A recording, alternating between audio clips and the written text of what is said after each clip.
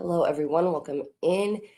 The day has come that we have all been waiting for the Supreme Court to finally make a decision on the evidence in the Alexee Trevizo case. My apologies for the delay in getting a video out to you. I have been a little bit sick and it would not have went well having to talk. It would have been probably pretty annoying for you to listen to. And so hopefully I sound a little bit better. I may still sound a little nasally or whatever, so I'm sorry for that. But the wait has gone on long enough. I am just so ready to get my thoughts and opinions out there on this decision and just explain where I see this going from here potentially. Obviously, no one can predict the future exactly, which we've learned here because the decision was completely upheld. They upheld the judge's decision to suppress all the evidence, which I guess I should and shouldn't be surprised at the same time. I am surprised because they did effectively rewrite the rule, the rule we had been relying on and that New Mexico had been relying on for decades. And so that's pretty, interesting to me. And I also shouldn't be surprised because it is just following suit with how things have gone in this case thus far. If there ever is a guilty verdict read out loud in a court in a trial for this case, it will not have come easy for any of the people who were on the side that believed that there should be a trial and potentially a guilty verdict in this case for the crimes charged, right? And so I did genuinely believe that,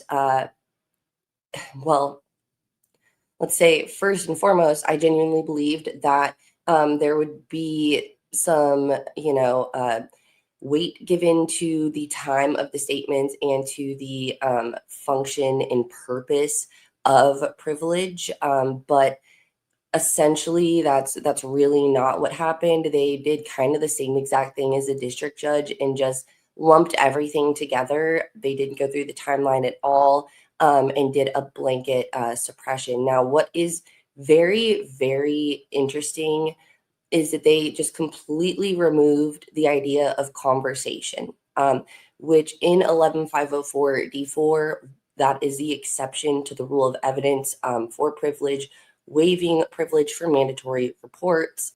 It is long said in New Mexico that no privilege shall apply for any communications in regards to anything that a mandatory reporter must report, which if you just think about this logically, and I'm sorry for having such a very sad and horrible example, but we have to go to the extreme depths to understand the impact of what the Supreme Court of New Mexico has just done.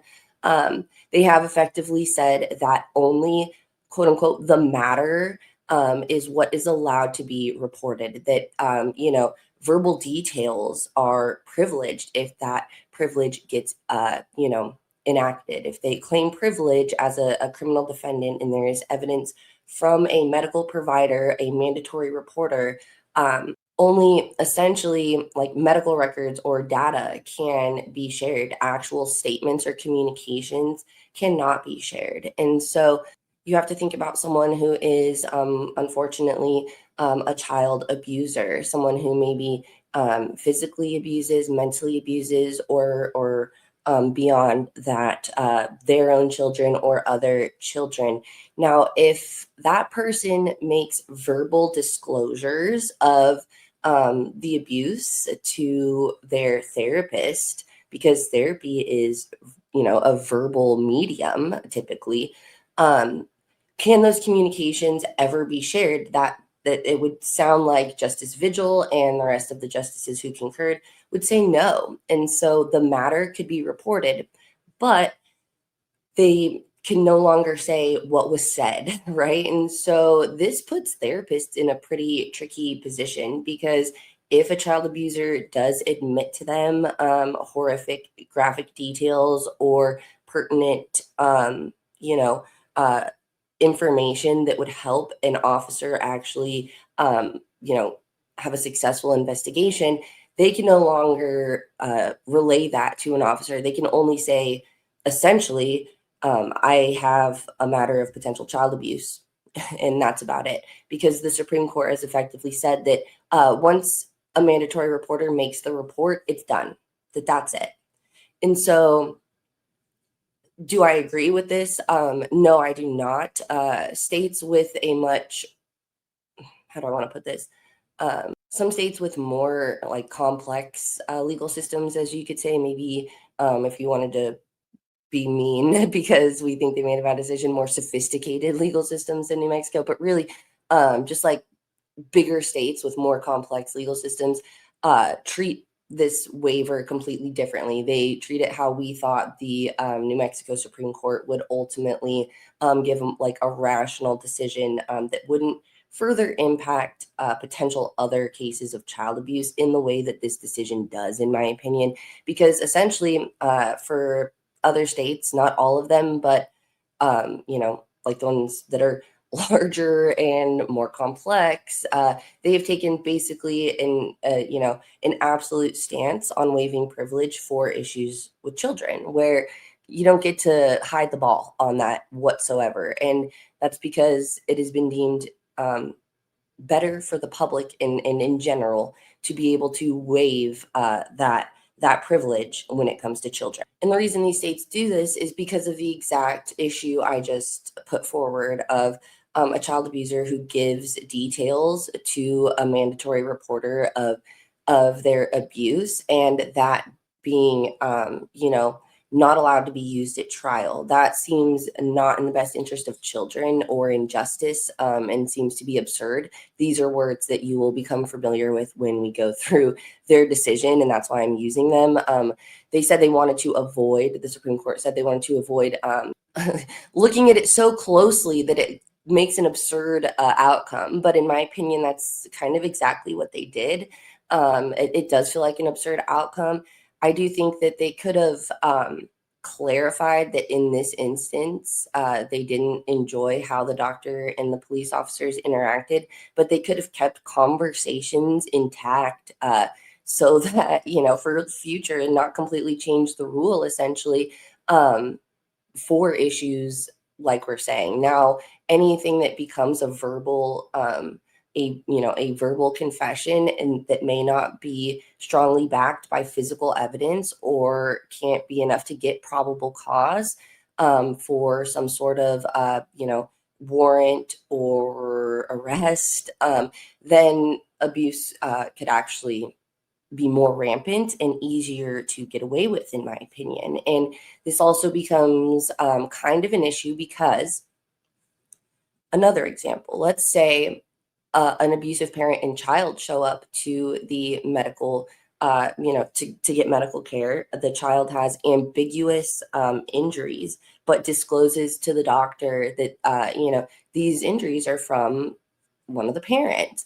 And then if the doctor makes that report, technically at that time, the parent and guardian actually has the ability to claim privilege in that case. And so even if that child had made a disclosure until a new guardian ad litem or something else happens in the court, the potentially abusive parent has a time period where they can actually stop those statements from being used at all, because they actually have the ability to claim privilege on behalf of the child. And that isn't addressed in this decision when they essentially gut 11504D4 of the ability to relay conversations. So when it comes to this actual case, this actual trial, am I upset that this, evidence is lost or not allowed to be used? Actually, no. And y'all might think I sound a little crazy, but I've actually said this on the channel directly and in roundabout ways many times before, that I could care less about the evidence that's being suppressed, because I actually think it will convolute the trial. I think that it gives the defense more time to try and blame the hospital in some way. I think that Alexee being in that hospital bed could potentially have her look like a victim and sympathetic to a juror. I also think that she has kept her statements consistent despite no one believing them most of the time. No one really seems to believe what Alexee says, but they are consistent statements with what her defense is going to end up being at trial, according to what the defense attorney said and put on record at oral argument, that the defense is stillbirth. That's exactly what Alexee said from the get-go, that nothing was breathing, nothing was crying. That's consistent. And her looking potentially victimized or sympathetic in that hospital bed could have swayed a juror. And so strategically, do I care that this is lost for trial? No, I do not. Overall, do I think that this is a decision that negatively impacts justice for children in New Mexico? 100% I do. I think it's a short-sighted decision. And I understand not liking the facts of this case, of potentially thinking that the doctor screwed up or that the police overstepped or should have known better. Fine. If you think that, that's fine. But to completely like gut the conversational part and what they can relay freely without waiver of privilege by the patient seems to be potentially detrimental for admissions of child abuse. That's just what I'm thinking here. But we did not only come here to discuss, the potential fallout from this decision. We came here to also discuss what can happen now with the evidence that the state will have should they move forward with the trial for Alexee Trevizo. Now, many people have long said that with or without these statements, with or without the medical information, that there is enough evidence to take this to trial and get some sort of conviction. Now, I do believe myself that there is enough evidence to make for a trial. There is enough evidence to try and shoot for a potentially premeditated act of an intentional act, not an accident, not panic. I do think that the state will have things to combat what the defense will likely try to say. Now, we are going to get really deep in the weeds here on how hard this is going to be as far as the evidence that's left over. I'll preface it with saying this. If they're only suppressing the statements that Alexee Trevizo said, because that's what the district judge did, and the Supreme Court gutted conversations from the exception and upheld the district judge. So essentially, no conversations. But medical information is still allowed in. Apparently, the data, right? We can separate it out as like the conversations versus the data. So this data is going to be allowed in. This medical information, as far as I'm aware, should be allowed in, unless there's further motion work from either side for some reason in regards to medical records. Then they were not suppressed. I've always been of the belief that they were obtained legally by a search warrant, and that is one of the ways that the state is legally allowed to have them. And it doesn't appear to be an issue currently, right? And so it's all about the statements, essentially. So I think it's possible these medical records could still be part of the case. So let's just say this. When it comes to trying to enter, this medical information and not have any of the witnesses say what Alexee said or that they said to Alexee is a landmine. That is just a field full of landmines or whatever. Like that's not ideal for trial. Like every witness would need to be prepped to the max, and it's just not ideal. Is it possible? Yes, people work with these kind of restrictions in cases all the time, and they work around it. But it just is a tightrope walk. I do not like that very much. Now, it is possible that if you're the state, you're like, screw all the medical evidence. Like, I don't really care about that. It doesn't matter. Let the defense try and enter it and waive their own privilege in a sense and get lost in the weeds. I think that the state could work with very minimal medical evidence, and that's what you see here on the screen, because we can't even begin to fathom all of the ways that actual medical testimony could trip the wire, right? When it comes to what is suppressed. Now, when it comes to tripping that wire, depending on who does it, it would change the course of the trial 100%. Because if the defense decides, they come back around and they decide, well, we want to use medical evidence, then, and statements specifically, then they are the ones who blow the door wide open. They have the cards in their hand. They can play them if they want. That just also gives power to the state to use the pieces of evidence that include statements that they want to use as well. And so there's a tripwire. It just depends on who triggers it. Without that, and if both sides are in the free and clear, then there is still this evidence to be presented at trial. There is the non-medical testimony, because the trial will likely start with that hallway footage, right? And so what would we hear? We'd want to ask what people heard while Alexee was in the bathroom. And we would also want to know what the bathroom looked like when she left it. That's not medical information for either one of those things. Those are things that can be testified to. We can hear what it was like finding the baby from all of the people who were around, like the first 3 people who walked up and were part of the initial discovery. Then from the hallway footage itself, we will visually see Alexee running to the bathroom.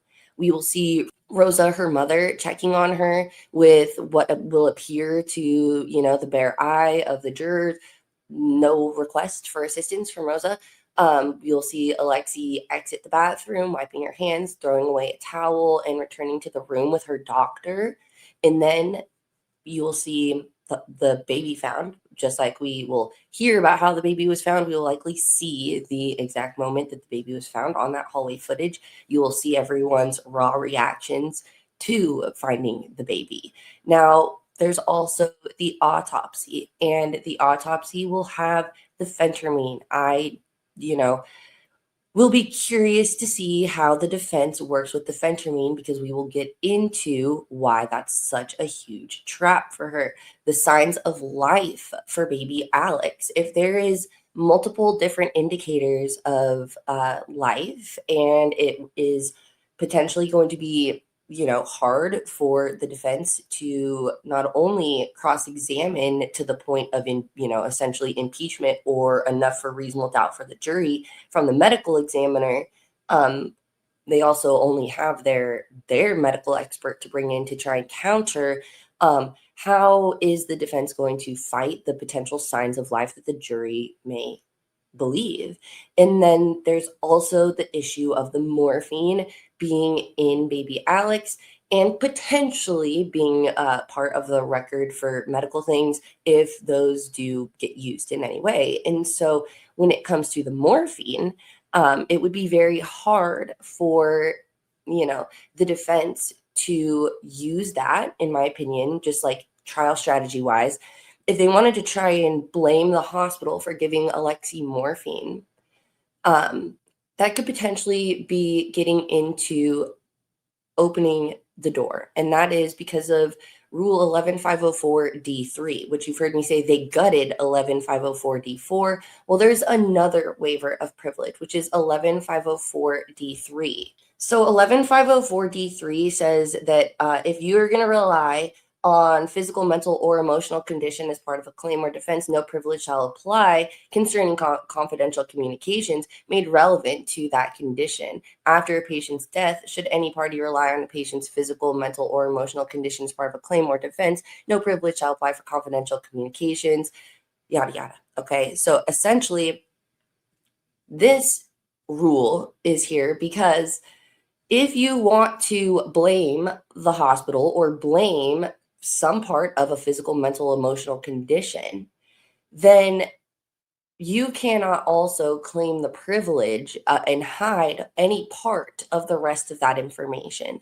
That doesn't work that way. That would waive the privilege in a sense. And so even though the privilege cards are back in the defense's hand, when the morphine comes up, it will likely not register to a jury as something negative, because there will likely be testimony that pregnant women are given morphine.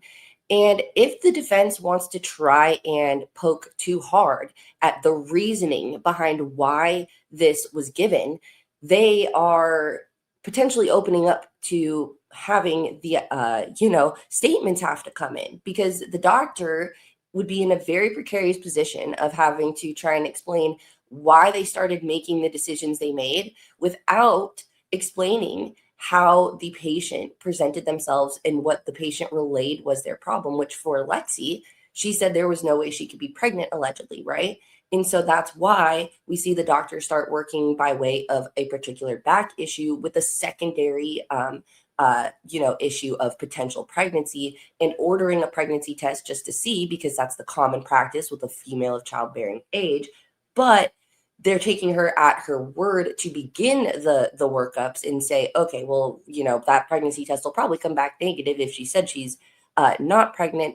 And so let's get going with some back things. And everything she was given is stuff that would help for back pain and are things that aren't so contraindicated for a pregnancy that, that I've heard any medical experts say that it would be an issue, right? I've not heard that whatsoever.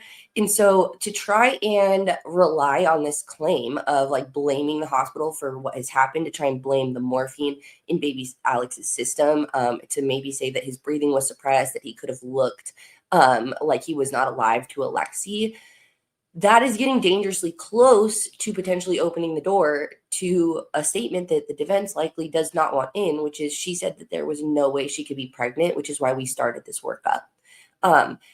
That's not going to play well for the jury, right? They're going to be like, wait a minute, especially if they've gone like a whole bunch away without having heard anything that Alexee said that whole night. And then the defense, goes too hard with the morphine, opens the door, and then the jury straight out finally gets told that Alexee potentially denied pregnancy. That would blow up the defense's case really bad. And so even though they have all of the, cards in their hand, this is something we call a golden cage. In my opinion, that's exactly what has happened for Team Trevizo. And so let's take a look at the evidence once again and put, some potential answers as to what the jury may be seeing and hearing when it comes to this evidence, right? For the non-medical testimony, when we said, what did people hear while Alexee was in the bathroom? Well, there will likely be testimony from the people who were at the nurse's stand saying that they heard flushes, the paper towel dispenser going. What did the bathroom look like? We'll hear that it looked bloody and maybe as though someone was trying to clean it up. What was it like finding the baby? According to the first people who found the baby was in a bag under a fresh liner. And according to them, the top was like twisted and folded under the weight of the bag. All of these facts are the things that the jury may or may not be hearing testimony to. And with or without this medical information, you tell me if this gets you to murder or to child abuse resulting in death, which is the same sentence as murder 1 in New Mexico, right? Hallway footage, her running to the bathroom. What does it look like? What will the jury actually see from that footage? She quickly makes it to the bathroom at the time of birth. And that's how I would describe it exactly. Just like from me, from watching it, it looks like she quickly makes it to the bathroom right when she needed to, right? Just my opinion. But will the jury see it that way? Because it looks like that to me. They will see Rosa, her mother, checking on her with no request for assistance. And I do believe it's likely that they will be wondering in their heads as jurors, why not ask for help? Why didn't you raise the alarm bell? They will watch her exit and wipe her hands, throw away the towel, returning to her room. They will see that as opposed to getting to the bathroom quickly, she slowly and calmly leaves the bathroom, in my opinion. It's very methodical, very cool, calm, and collected, in my opinion. Then they will see the hallway footage of the baby found. And even without audio, you can, at least in my opinion, get a general sense of panic and disbelief by the reactions of the hospital staff, just from their body movements and how they react. Now, when it comes to the autopsy, they'll have phentermine, which is the jury going to believe what the defense will likely put forward, which is Alexee just thought she was gaining weight?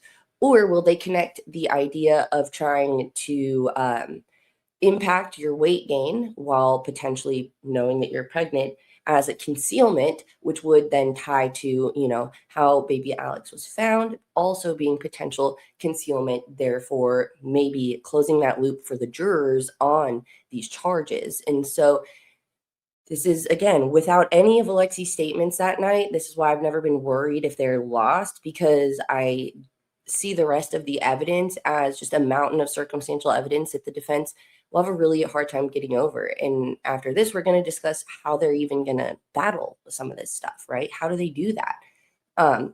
The signs of life. Will they believe that, baby Alex was indeed born alive due to the multiple signs of life? From what I could tell from this autopsy, it shows air, lungs, stomach, hemorrhaging, things that would not be seen in a stillborn baby, nor would be seen, and I'm no medical expert, but from what I've looked into, this wouldn't be seen in a baby that had depressed breathing from having opioids, or however you say it, with morphine in their system. That would actually look like a much more calm and peaceful, slow stop to breathing, not a struggle to stop breathing. I'm so sorry that I have to put it that way, but that's where this like autopsy kind of comes down to. And I'm no medical expert. Whoever examines the expert and the expert will be able to explain all of this. The medical examiner and potential expert to supplement them. Now we'll also see the morphine, like that's gonna happen. It's in the baby's heart blood. And so with that, back to experts again, I'm sure at some point there will be testimony as to if that morphine could have really truly caused what we see on the autopsy. And as I've said, I'm no medical expert, but my guess is that the answer to that would be no. And so I don't know how the defense is going to battle this without trying to blame the hospital and potentially opening the door to medical statements and more testimony about what was said, being allowed to come in. Now, even though they have all the cards in their hands as the defense when it comes to this privilege, that is, in my opinion, a golden cage. It's a beautiful palace, but you have no freedom. Because their movements are limited. They do not have any spaces to really move on the chessboard with the plays that they've made. And obviously, having certain statements by Alexee, could bolster the state's case. So is there a loss there? There is a loss in the sense of denying her pregnancy multiple times, allegedly, right? That just is super sus and would, play well. But I'm willing to forego that so that we don't get lost in the weeds and have a huge battle off to the side, a side ring circus when it comes to this, what happened in the hospital, because the focus really is on the, 19-ish minutes surrounding the bathroom. And so when it comes to that, that's a quick trial. And there is not a lot to explain as far as being the defense, in my opinion. And they've locked themselves in as to what their defense is, that the defense is stillbirth. And that means they need to discount the autopsy. 100%, they need to fight that autopsy. We will discuss, later on more in depth why I do not think that that's a fruitful venture for them, especially with the expert that they have allegedly retained that was on their witness list to begin. I don't know if that's going to be their witness still, but if that is their expert witness, I just don't have a lot of faith in that. And so if the defense can't do the one thing that they'll need to do, which is prove that baby Alex was not born alive, and I do think it will be hard with the particular expert that they have. This is all the other information that the state will have. This is just the circumstantial stuff that adds up for a jury. Very few convictions in charges such as big as murder one or child abuse resulting in death have direct evidence. It's pretty rare. Some people are, dumb enough to just directly have so much evidence that is like undeniable. I'm thinking about the like the Julio Fulio trial. Like those guys were just so dumb with not covering their tracks in any way, right? Sometimes there's just a ridiculous amount of direct evidence too, and it's just flat out silly that they're even going to trial. But other times you see convictions in matters of hours on highly circumstantial cases, or cases that have a lot of pieces of evidence that alone may not be anything, but when put together, tell a story that's beyond a reasonable doubt, right? And that's kind of where I feel like this case will live. I don't think that this is a direct evidence case. I do not think that there's going to be a smoking gun text message or Google search or anything like that. Maybe, but I find it highly unlikely. I think that this is going to be surrounding the evidence we have. There's not going to be any gotchas as far as a smoking gun moment. I just don't see it, especially because people who allegedly potentially commit neonaticide also often are in denial. And so, they may not be looking things up in the way other people would be and stuff like that. And so I wouldn't rely on that. This is the golden cage that they're in. All of these pieces of evidence, quote unquote, or just the general gist of this case, which is there built-in evidence of premeditation or intent? If there is, it would be the fact that it was in a hospital. I mean, not getting help for a baby who was born allegedly not breathing, according to the defendant themselves, it seems a little weird for the outcome when it's a place for seeking care, right? Now, seeking care over there is in red because what can the defense actually say and what can the state actually say about why Alexee was there? A lot of stuff is from communications, statements, things that were relayed by Alexee to the medical providers, and all statements are suppressed, any and all of them. And so does this kind of trap the defense? Because are they going to be able to say that Alexee had no idea she was pregnant? Are they going to be able to say that no one told her that she was pregnant? Because that's conversations, right? They're getting close to conversations there, which would open the door. And so how can they even explain why this happened in a hospital as the defense? I don't think they can. So anything you see in red, it potentially requires either Alexee to testify to bring this evidence in, or for them to waive privilege because it could be entered through the suppressed information. Now, this next one is very interesting to me because, again, we have the suspect issue of her making it to the bathroom for birth. Now, we've long heard that the answer to this from the defense and, within the testimony is that she had to poop, right?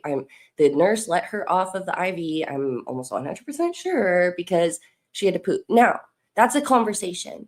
They learned that she had to poop because she told them that, or Rosa told them that, which Rosa has the privilege attached to her now. So anything Rosa said is also off limits. So how are they going to explain why she ran to the bathroom so quickly without introducing information that would only be known via a conversation with the medical providers? How are they going to do that?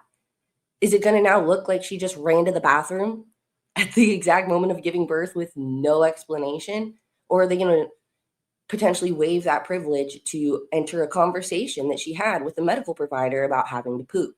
Because can't have it both ways, right? And so that's very interesting to me. This gets legally in the weeds here. Like, how is this going to work for trial? And how are they going to put forward the little pieces of their defense that they've said in interviews or put in their filings? How is this going to work without waiving the privilege? And now we could be just shocked, and they come back and completely waive the privilege, and all this evidence is back in, and they had just changed the rule and got their ruling, and then now they want to waive the privilege and use it, which would be, completely ironic in this case. But I don't see how they properly defend themselves without waiving the privilege, because that's, like I said, the only way to get at least the jury lost in the weeds somehow, get them confused or overwhelmed with evidence, or make a sideshow to distract from how succinct this case could be. Goes into the bathroom in a hospital, doesn't ask for help, baby's found in the trash can, autopsy says baby was alive.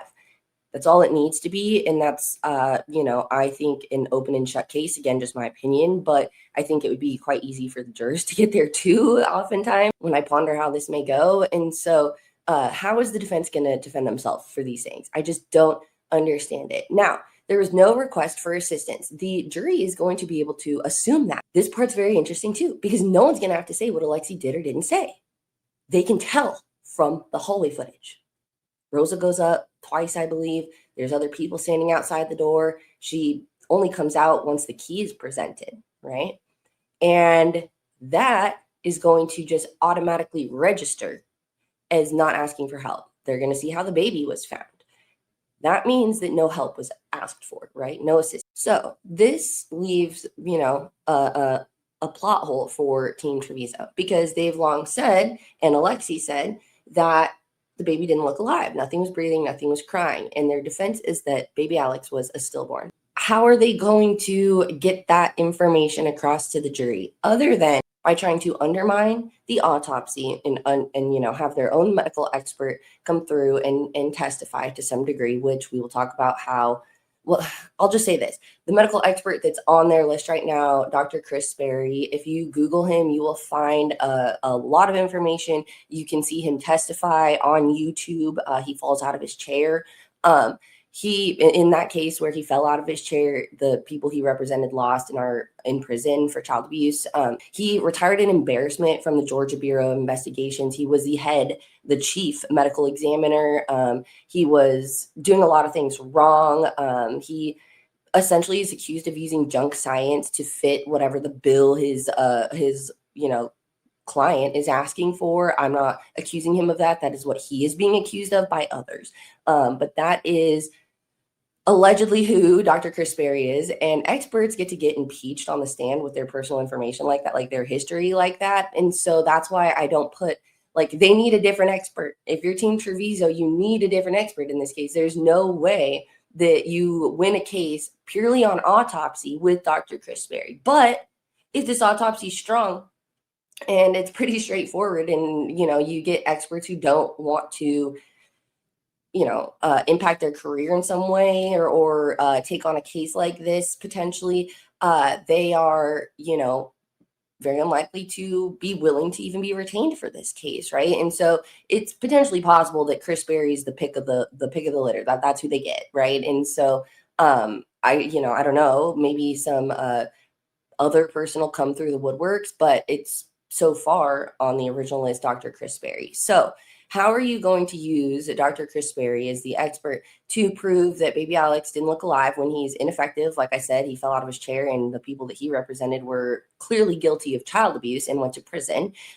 He tried to blame it on the abuse that the child suffered. He said it was them getting like patted on the back from choking on a chicken nugget. Like, this guy is off the walls, like, it's like, come on, bro. I can't imagine. He may even, really frustrate people if he is the person who represents Team Trevizo in this trial as the medical expert, because who knows what he's going to say, right? Who knows what he can say against this autopsy? But that's the only person who's going to get to say this, unless you put Alexee on the stand and have her testify.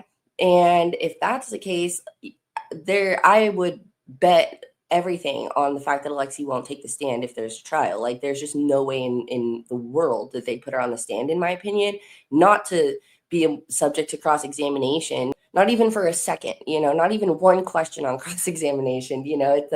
I don't know. I just don't see them putting her on the stand at all. I don't see her wanting to take the stand. But getting out the actual defense in this of stillbirth is only a battle of the experts. It's a battle of the medical information and or Alexee's own testimony as to how the baby looked. And if not, then they're gonna have to waive that privilege and enter that video and show what Alexee said when confronted with the baby being found in the trash, where she says that nothing was breathing, nothing was crying. And if that's the case, then everything else comes in, including Rosa saying, I just asked you to tell me the truth.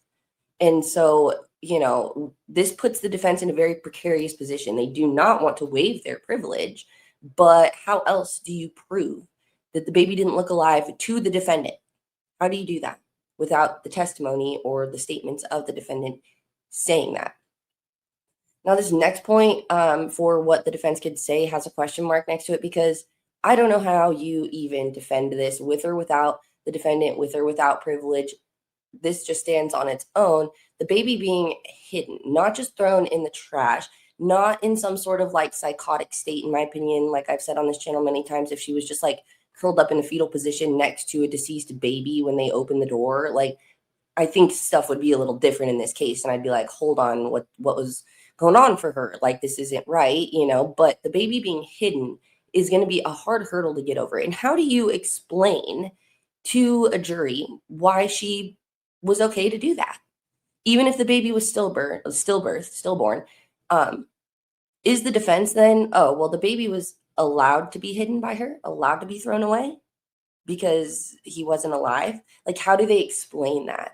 And that one, it's not in red because I don't even know. I don't even know what they would do. You can't have Alexee testify to that. That's, that's not going to come out right. They're, well, the baby looked at, so I got to throw him away. I think the jury would be like shocked to hear a defendant say that. And so, are they going to get the medical expert to say, well, this is proper? If the baby wasn't alive, she actually, you know, uh, put the baby in its own bag in whatever, like, or how are they going to explain that? How is the baby not being in plain sight, once they got into that bathroom, but rather underneath a fresh liner? How do you explain that?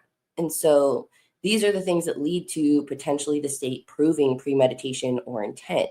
And now here's one of the most ironic ones, which it's like a catch-22 for the defense. This diet medication, the phentermine, the weight loss meds. When it comes to that, the defense is trapped super hard because essentially they have to admit that Alexee was aware of gaining weight. Now, they are also potentially going to try and be saying that Alexee didn't know she was pregnant, that this was spontaneous, this was some sort of cryptic pregnancy. But my question is, are they going to be able to convince the jury that this was a cryptic pregnancy and that Alexee truly had no clue when she did know that she was gaining weight, right? I just don't see how the defense can get around the idea that Alexee was aware enough of some body changes, but had no idea that she was pregnant, but did know she was gaining weight. That is a hard sell, in my opinion, right? I mean, maybe I'm just too literal, but it's kind of like, come on. If you add the, knowledge of weight gain to being in a hospital, making it in the bathroom, secluded it for the exact moment of birth, never telling anyone that they needed help for baby Alex, and then baby Alex being hidden, it starts to maybe, add up to a whole story here. And maybe the diet medication isn't just because she thought she was gaining weight, but it was because she knew she was gaining weight and wanted to hide it because she knew it was a baby, right? This is all just possibilities. This is stuff that I think the state may try to connect the dots with. These are my opinions on, what the evidence may be here. But I think that logic kind of follows as far as making a case when you're, the state, because it's all too suspicious. And sometimes that's all you have to do is point out that what's the likelihood of all these things happening together, right? Add this all up.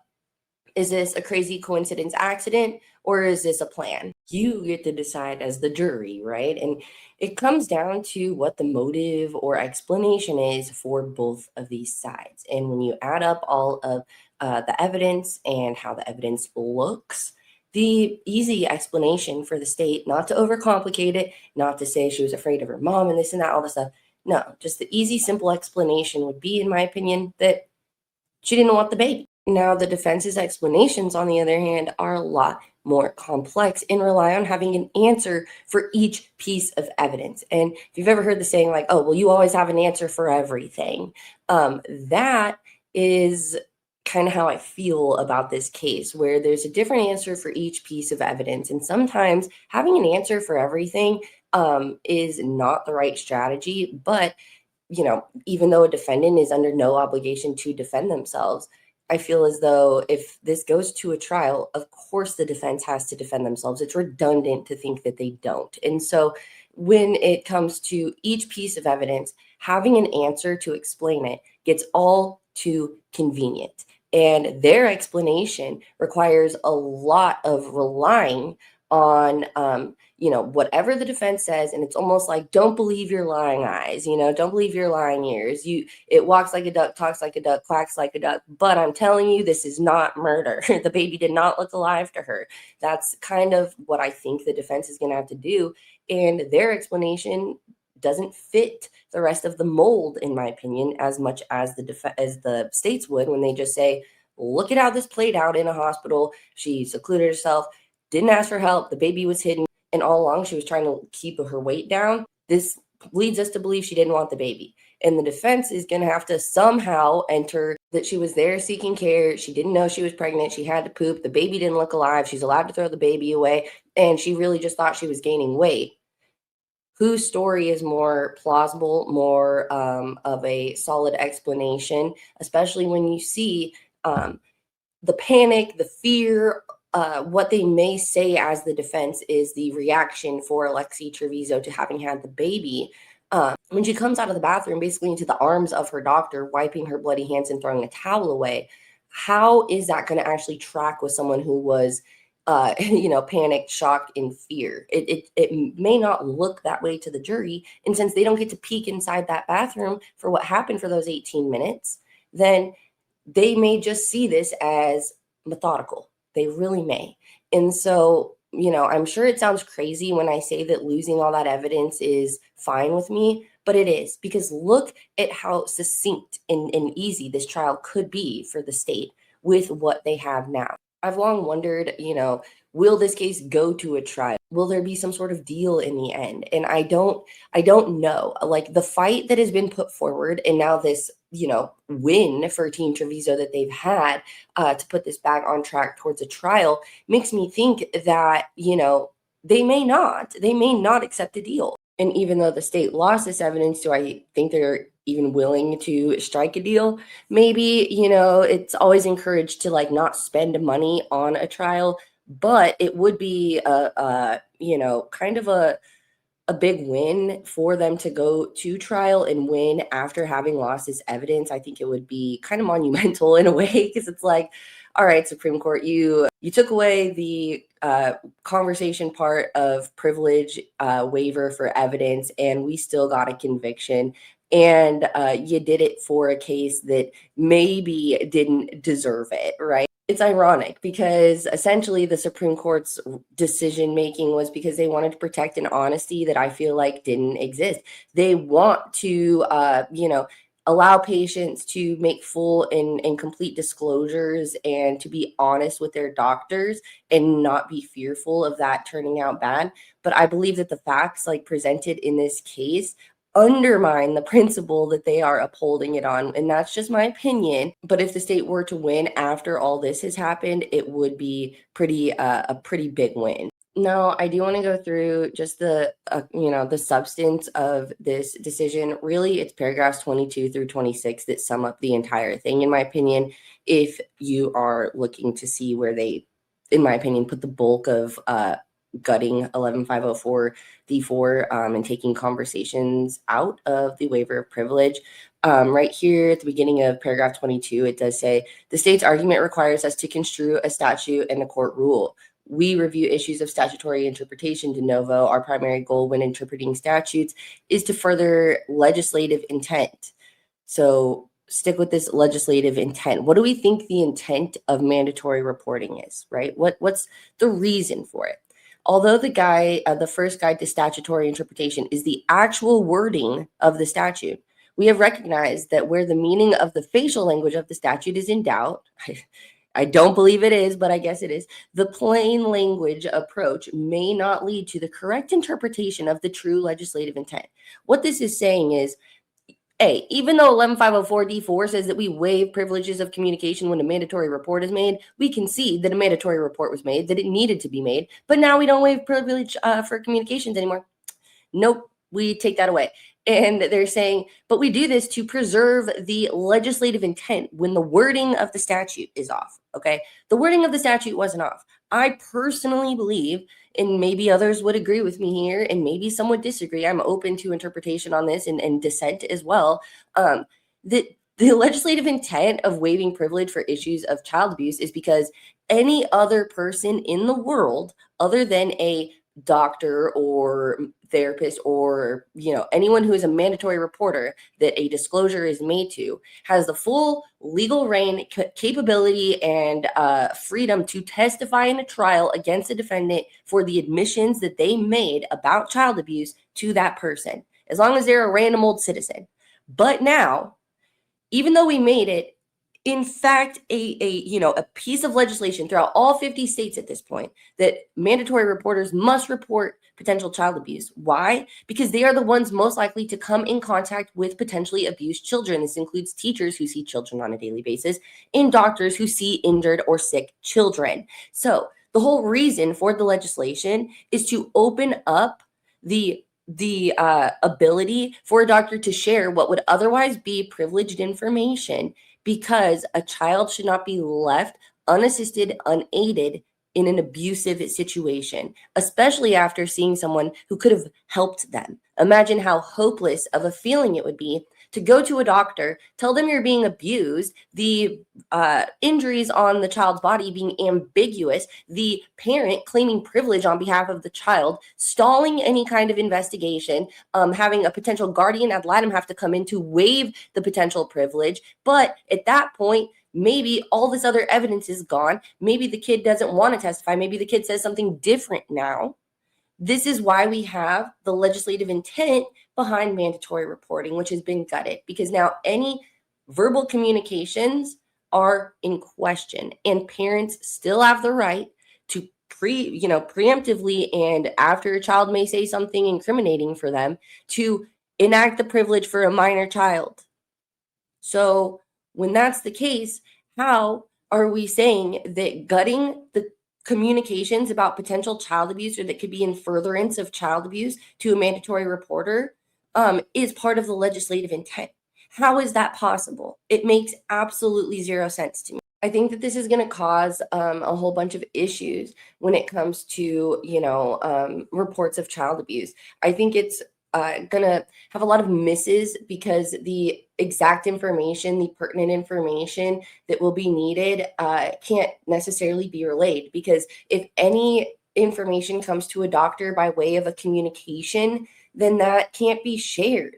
And so a lot of admissions of abuse come verbally, right? Sometimes injuries are ambiguous. Sometimes certain abuse is only in the mind, and a child may need to tell a counselor what's going on. This is a disaster, in my opinion, because parents can still claim privilege. And if that's the case, and even before that, the doctors or therapists are afraid to overstep and say too much at this point, because it's very hard to separate communications from care, because the entire point of their whole privilege statute here is so that people can what? Communicate freely with their providers. So they are aware that communication is a huge freaking part of care. But now that communication part is squashed. That part, if that comes up, you can't tell the police that. You may have a kid with a bruise and you say, well, I have a child with a bruise. And they say, okay. And you're like, well, that's really all I can say. They can't say, well, and he told me that his dad bruised him there. That is a communication. That's privilege. You can't tell the cops that. That's how this ruling plays out. Well, so when they say they want to further the legislative intent, a child can't waive their own privilege because they're a minor, and the parent has ultimate rule over that. And now the doctor, with or without a waiver of privilege, may be afraid to give this information because they could be overstepping. They might get sued. And so this causes a big issue. It causes a big issue, in my opinion, that, I understand wanting to preserve patients' ability to speak freely, but some things need to be reported, whether you're a mandatory reporter or a regular old citizen. Because if a kid comes up to you on the street with a bruise and tells you that their dad did it, what are you going to do? What would you do? Would you document it and call the police and get an investigation started and then ultimately be able to testify against that abusive piece of trash? Yes, you could. You 100% could. But now that doctor who comes in contact with that abused child and gets told that they're being abused can only use the medical record to substantiate the abuse, which is ambiguous many times. You can't often prove that injuries are sustained only from something. Now, some injuries may be clear and exact, and you could get a conviction without the testimony. But God forbid the doctor never is able to put forward what the child has said or what a potential child abuser has said, and that stops investigations from getting to the point that they need to. Right? If doctors don't feel like they can freely give information about potential child abuse right off the bat to help that investigation, that information becomes lost. And I find this to be a serious, serious issue. Now, how do they do this? If you look at paragraph number 23, when they say here, under the facts of this case, the plain meaning of the statute requires that every licensed physician, quote, who knows or has reasonable suspicion that a child is an abused or neglected child shall report the matter immediately to a local law enforcement agency. So they are restricting it to the matter. You see how they say emphasis added? They put that emphasis on the matter. They want us to read it as the matter is what gets reported, nothing else. So that's why I'm taking this so freaking literally and saying, I have a child here with a bruise. Okay. Yeah, that's the matter. Communications are privileged. They can't tell them that. And so if the bruise is adding up to abuse because of the child's admission, what's the doctor supposed to do? Now, paragraph 24 is where they kind of like wrap it up and they start talking about exception D4, which says no privilege shall apply for confidential communications concerning any material that a physician is required by law to report to a public employee or public agency. Emphasis added. So pretty smart what old Justice Vigil did here. It's a good move to have done this. It's, you know, it's crazy to see legally speaking because they focused in on these two words, the matter and the material. Now, material is now being defined as like a very narrow scope, very, very narrow scope of reporting the issue, nothing else that goes along with it, just the issue, which means that a lot of evidence will be lost as long as it happens in a hospital under the guise of getting care. You know, no, I did not just sell a bunch of drugs to this person who came as my caregiver with me in this hospital room. They're my caregiver, and I'm here because I'm sick. I have something wrong going on. How dare the doctor say that my caregiver and I did something wrong? What conversation are they relaying? This was all under the guise of care. What? And then you sue the hospital. I mean, just so funny. Like if you could kind of trick the system a little bit with this, if you could just be in a hospital while you commit crime and have a way for it to be plausibly under the guise of care, then you might as well have witnesses that are like a gang, like they won't flip on you whatsoever. It'd be better to do your crime in a hospital than with your group of criminals in a way, right? And so it's just crazy to me that it's like the matter and the material, that's all they can relay. They cannot relay anything else.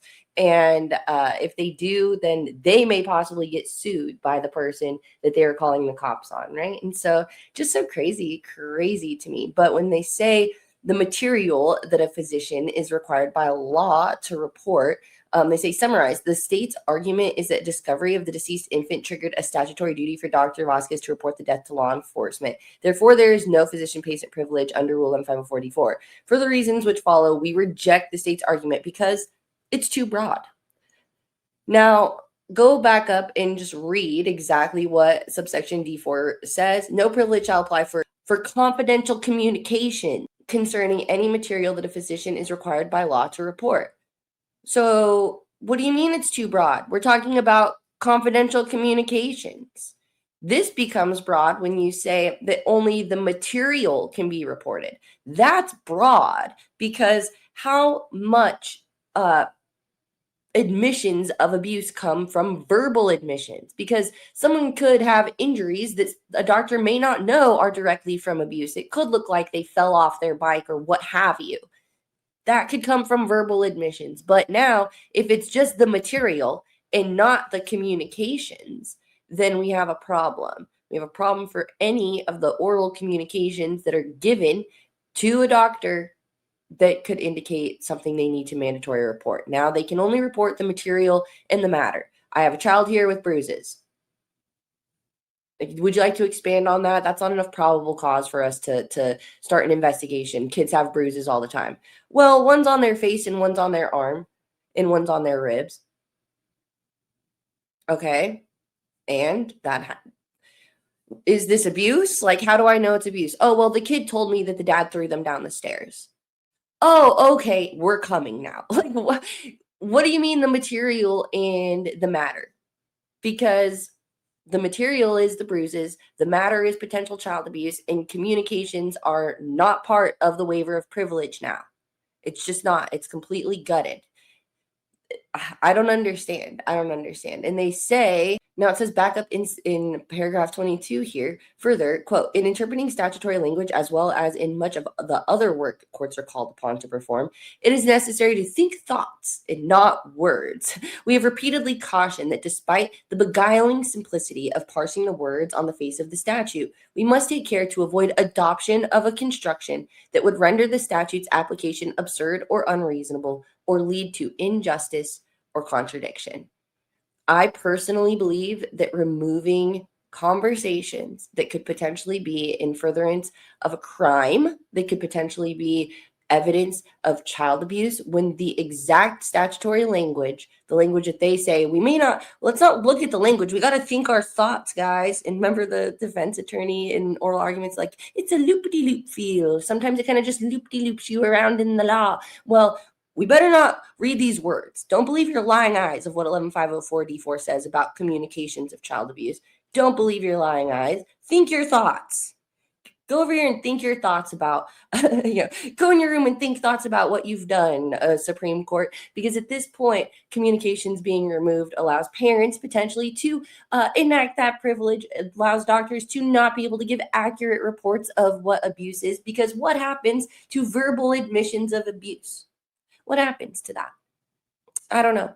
I don't think that they get relayed to the police. And in the examples I've been given, are the police going to come running every time a child has a bruise in the hospital? No, they can't. They can't be there to investigate all of this stuff. The reason we have mandatory reporters and the reason their conversations are waived is because many admissions are verbal, and mental pain and anguish, physical injury can be ambiguous. Sometimes the story is what adds up and makes what's going on for a potentially abused child actually make sense. Now that story's potentially lost in the wind. It's potentially lost with any parent who comes in who is an abuser of a child, and their privilege can be enacted even though they have some sort of weird injury that goes along with a potential act of abuse. Like, this is detrimental, I think, to the foundation of mandatory reporting. And sadly enough, New Mexico was one of the first to adopt mandatory reporting, and it completely got gutted on the back of a case where a baby was found in the trash under a fresh trash bag in a hospital who never had a chance at life. I'm disappointed in the Supreme Court, but I still have hope that even though they think what they did was stop injustice or contradiction, that we haven't seen the last of justice for baby Alex. It's your girl Friday. I'll see you in the next video. Okay, bye.